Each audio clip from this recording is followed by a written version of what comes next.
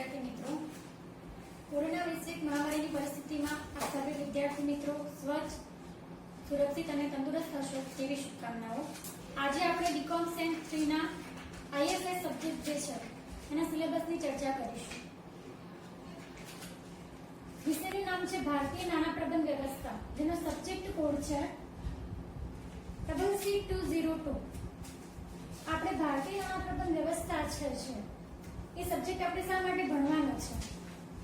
વ્યવસ્થા કે સિસ્ટમ જે છે નાણાં પ્રબંધની એ કેવા પ્રકારની હોઈ શકે? જેમ કે કોઈ પણ વ્યક્તિ છે તો વ્યક્તિ કોઈ પણ કાર્ય કરે છે તો એના માટે એક ચોક્કસ પદ્ધતિ હશે, એક કાર્ય પ્રણાલી હશે કે આ પ્રકારેનું કાર્ય કરવું જોઈએ। તો વ્યક્તિ કોઈ સિમ્પલ કાર્ય કરે છે તો એના માટે પણ ચોક્કસ કાર્યની પદ્ધતિઓ છે કે જે નક્કી પહેલાથી કરી રાખે છે। કોઈને બહાર જવાનું હોય છે, પિકનિક જાય છે, ફરવા, તો એનું પહેલાથી આયોજન કરવામાં આવે છે। આપણે સ્કૂલમાં જે લેક્ચર લેવામાં આવે છે તો એના પહેલાથી ટાઈમ ટેબલ ડિસાઈડ કરવામાં આવે છે। તો એક પદ્ધતિસરનું કાર્ય યોગ્ય રીતે થઈ શકે છે। તો એ જ રીતે નાણાં પ્રબંધ વ્યવસ્થામાં પણ નાણાકીય વ્યવહારો, નાણાંની જે મુશ્કેલીઓ છે દૂર કરી શકાય એ માટે એક ચોક્કસ વ્યવસાયિક પદ્ધતિ છે।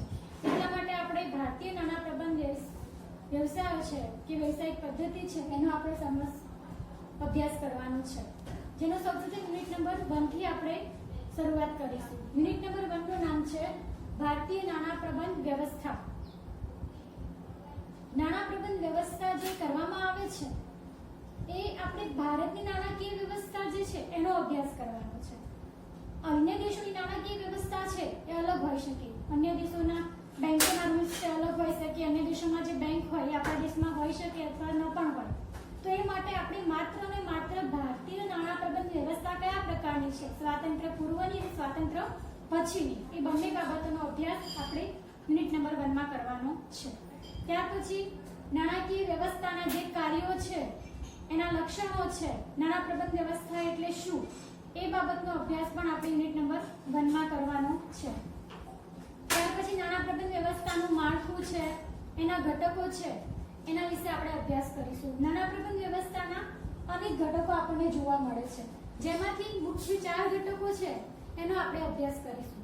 જેમ કે નાણાં પ્રબંધ વ્યવસ્થાનું પહેલું જે ઘટક છે કે જે ખૂબ જ મહત્વનું છે, જેને કહેવામાં આવે છે નાણાકીય બજાર। નેક્સ્ટ છે નાણાકીય સંસ્થાઓ અને ત્રીજું છે નાણાકીય સાધનો, જેમાં પહેલું છે નાણાકીય બજાર। આ જે ઘટકો છે એમાં પહેલો ઘટક છે નાણાકીય બજારો, બરાબર। નાણાકીય બજારોની અંદર આપણે નાણાં બજાર અને મૂડી બજાર વિશે અભ્યાસ કરવાનો છે। નાણાં બજાર એટલે શું અને મૂડી બજાર એટલે શું? તો બજારની અંદર કોઈ વ્યક્તિ જાય છે અને નાણું કઈ રીતે વ્યવસાયિક રીતે એ બજારની અંદર નાણાકીય ટ્રાન્સફર થઈ શકે એ માટે નાણાકીય બજારનો આપણે અભ્યાસ કરીશું। નેક્સ્ટ એનું બીજું જે ઘટક છે નાણાકીય સંસ્થાઓ।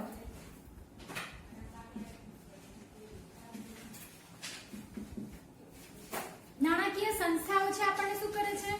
આપણની પાસે નાણું પહોંચાડે છે। કોઈ બચતકાર છે તો એની પાસે જે નાણાંની બચત કરે છે તો એ બેંકમાં સેવિંગ એકાઉન્ટમાં રાખે છે। કોઈ વ્યક્તિને લોનની જરૂર છે તો એ વ્યક્તિને લોન આપે છે। તો આવી અનેક નાણાકીય સંસ્થાઓ આપણા દેશમાં જોવા મળે છે, જે તમામ બેંકો છે એક પ્રકારની નાણાકીય સંસ્થાઓ છે। ત્યાર પછી એનો ત્રીજો ઘટક છે નાણાકીય સાધનો। આજે ત્રીજું ઘટક છે નાણાકીય સાધન, કે કઈ જગ્યાએ આપણે ઇન્વેસ્ટમેન્ટ કરીએ છીએ અને આપણું વર્ક થાય છે। જેમ કે one type of treasury bill છે, કોલ મની છે, શેર છે, ડિબેન્ચર્સ છે, આ બધા કહેવામાં આવે છે નાણાકીય સાધનો। તો યુનિટ નંબર 1 ના જે ચારે ચાર આ જે ઘટકો છે એ આપણે યુનિટ નંબર 2, 3 and 4 છે। જેમ કે ભારતીય નાણાં પ્રબંધ વ્યવસ્થાનું પહેલું ઘટક છે બજારો, તો નાણાં પ્રબંધ વ્યવસ્થા યુનિટ નંબર 2 નું નામ છે। નેક્સ્ટ સંસ્થાઓ, તો નાણાકીય સંસ્થાઓ એ છે યુનિટ નંબર 3 અને સાધનો, નાણાકીય સાધનો છે યુનિટ નંબર 4। હવે આપણે આગળ જોઈશું નિયામક અને પ્રોત્સાહક સંસ્થાઓ। નાણાં પ્રબંધ વ્યવસ્થાની જે નિયમન કરનારી વોચ, કોઈ પણ નાણાકીય કાર્ય થાય છે તો એના ઉપર વોચ કે દેખરેખ કે અંકુશ રાખવું ખૂબ જ જરૂરી છે। જેમ કે one type of reserve bank of India છે તો એ શું કરે છે? અન્ય જે બેંકો છે એના ઉપર દેખરેખ રાખે છે, રાઈટ। તો પહેલું છે રિઝર્વ બેંક ઓફ ઇન્ડિયા ક્યાં છે કે જે બેન્કિંગ સંસ્થાઓ ઉપર દેખરેખ રાખે છે, એના પર નિયમન કરે છે અને કોઈ યોગ્ય રીતે કાર્ય ન કરતી હોય તમામ બેંકોને યોગ્ય ગાઈડલાઈન આપીને સારી રીતે કાર્ય થાય એ માટે આરબીઆઈ છે કે જે મહત્વની સંસ્થા છે. નેક્સ્ટ બીજું છે SEBI, stock exchange board of India. સેબીનું કાર્ય જે છે કે શેર બજારને લગતું જે માર્કેટ છે એના ઉપર નિયમન અને દેખરેખ રાખે છે. નેક્સ્ટ ત્રીજું છે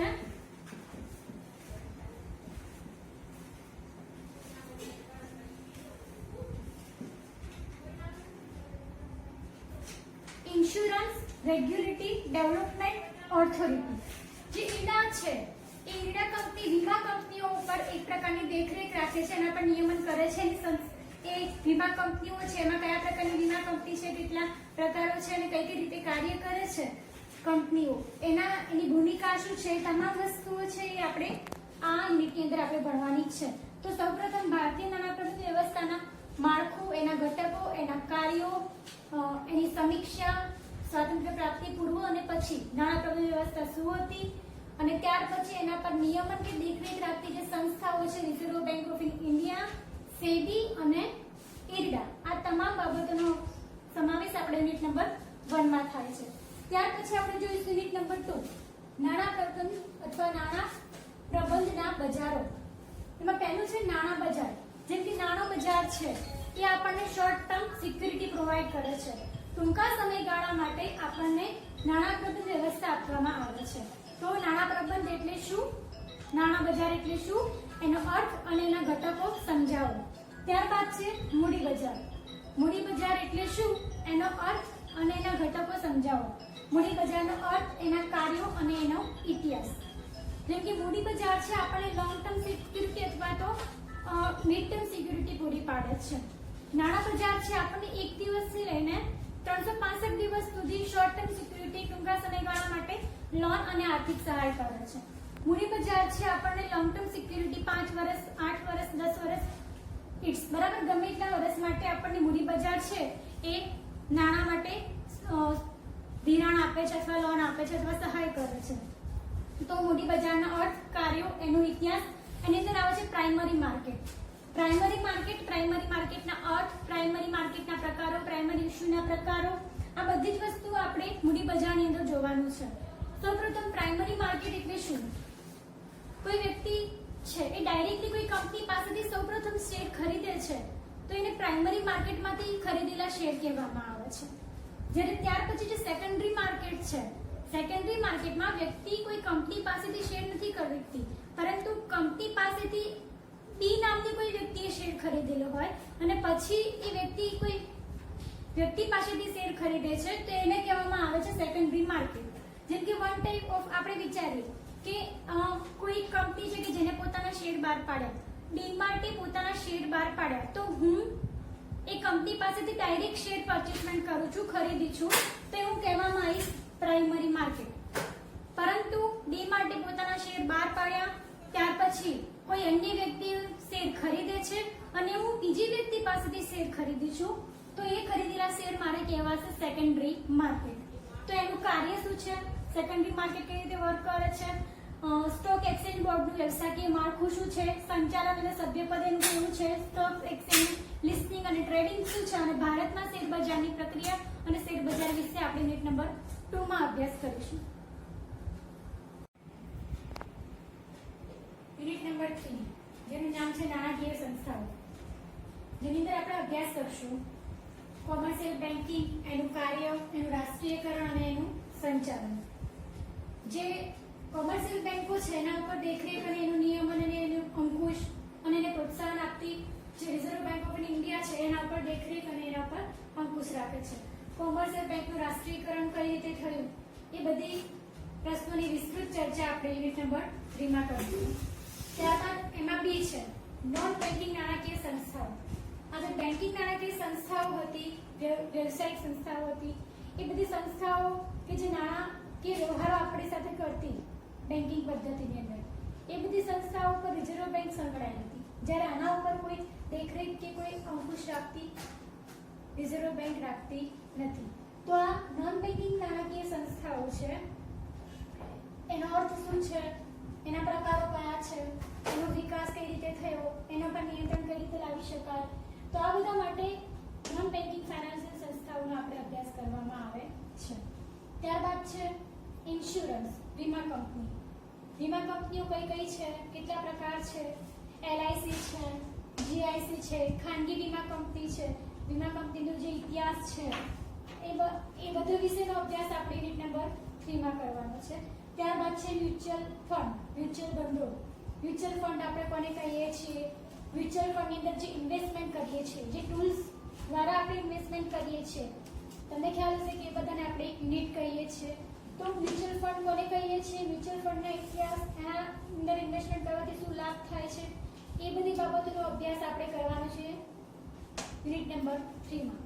જેમ કે ફોર સપોઝ એક્ઝામ્પલ કે કોઈ એક કંપની છે, 3 કંપની છે એકચ્યુઅલી, જેમ કે એક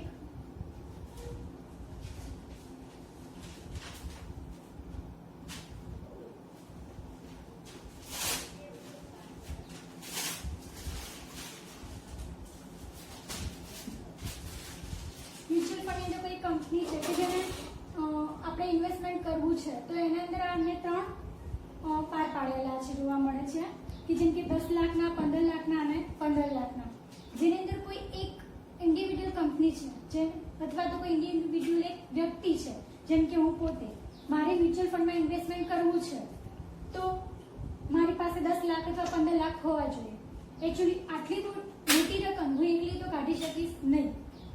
એની માટે હું શું કરીશ, મ્યુચ્યુઅલ ફંડમાં એક યુનિટ છે કે જે હું પરચેસમેન્ટ કરીશ. એક યુનિટના 500 રૂપિયા ભાવ છે. જો 2 યુનિટ ખરીદીશ તો 1000 રૂપિયાના ભાવે મને પડશે. તો એ યુનિટને જે પ્રોફિટ મળે છે, જે કમાય છે, એનો જે કમાય છે જે કંપની મ્યુચ્યુઅલ ભંડોળ દ્વારા, એનો જે નફો છે એ મને મારા 2 યુનિટ લેખે મને આપવામાં આવશે. તો આ રીતે અલગ અલગ જગ્યાએ, જેમ કે કોઈ એક વ્યક્તિ દ્વારા વધુ ઇન્વેસ્ટમેન્ટ નથી થઈ શકતું, તો એ માટે મ્યુચ્યુઅલ ભંડોળ છે એ એની માટે ખૂબ જ મહત્વનું છે. પરંતુ મ્યુચ્યુઅલ ભંડોળની અંદર અત્યારે લોકો ઓછા ઇન્વેસ્ટમેન્ટ કરે છે. શા માટે કે વન ટાઈપ ઓફ એક પ્રકારનો રિસ્ક જોવા મળે છે મ્યુચ્યુઅલ ભંડોળમાં. જો કે આપણે જોઈએ છીએ કે મ્યુચ્યુઅલ ભંડોળની અંદર કોઈ વ્યક્તિ છે એ રોકાણ કરે છે, તો મ્યુચ્યુઅલ ભંડોળ શું કરે છે, અલગ અલગ કંપનીઓની અંદર પોતાનું રોકાણ કરશે. કોઈ એક જ કંપનીની અંદર વ્યક્તિના તમામ પૈસા છે રોકાણ કરશે નહીં. તો પરિણામ સ્વરૂપે એક કંપનીમાંથી જો લોસ જાય તો બીજી કંપનીમાંથી મ્યુચ્યુઅલ ફંડની અંદર પ્રોફિટ પણ મેળવી શકાય છે. તો મ્યુચ્યુઅલ ભંડોળ છે એના અર્થ, એના ખ્યાલ, એના લાભ, એનો ઇતિહાસ, એ બધી વસ્તુનો સમાવેશ આ યુનિટ નંબર 3 માં કરવાનો છે. ત્યારબાદ છે યુનિટ નંબર 4, નાણાકીય સાધનો. જે નાણાકીય સાધનો છે, જેમ કે નાણાં બજાર અને મૂડી બજાર, એના સાધનોને આપણે નાણાકીય સાધનોની અંદર અભ્યાસ કરવાનો છે. જેમાં પહેલું છે મૂડી બજારના સાધનો. તો મૂડી બજારના સાધનો કયા કયા છે, જેમ કે શેર છે, ઇક્વિટી છે, ડિબેન્ચર્સ છે, બોન્ડ છે, એ બધા કહેવામાં આવે છે નાણાકીય બજારની અંદર મૂડી બજારના સાધનો. ત્યારબાદ છે નાણાં બજારના સાધનો. નાણાં બજારના કયા કયા સાધનો છે, જેમ કે કોલ મની છે, સર્ટિફિકેટ ઓફ ડિપોઝિટ છે, કોમર્શિયલ પેપર છે, એ બધા સાધનો છે એ કહેવામાં આવે છે નાણાં બજારના સાધનો. તો આ નાણાં બજારના સાધનોનો આપણે અભ્યાસ યુનિટ નંબર 4 માં કરવાનો છે. આમ યુનિટ નંબર 1 થી લઈને 4 સુધી આપણે તમામ યુનિટની અંદર નાણાકીય સંસ્થાઓ, નાણાકીય બજારો, નાણાકીય બજારના જે ટૂલ્સ છે, એના સાધનો છે, એ બધી વસ્તુઓનો આપણે અભ્યાસ કરવાનો છે. જેના પરિણામ સ્વરૂપે કઈ જગ્યાએથી આપણે નાણાં મેળવી શકીએ છીએ, કઈ જગ્યાએ રોકાણ કરી શકીએ છીએ, કઈ જગ્યાએથી આપણને વધારે પ્રોફિટ થાય છે, કઈ બેંક છે એ સારી રીતે કાર્ય કરે છે, બધી જ ઇન્ફોર્મેશન આપણે IFS ના ભારતીય નાણાં પ્રબંધ વ્યવસ્થાના ભણવાથી આપણને એના વિશે સારા એવા પ્રમાણમાં ઇન્ફોર્મેશન મળશે.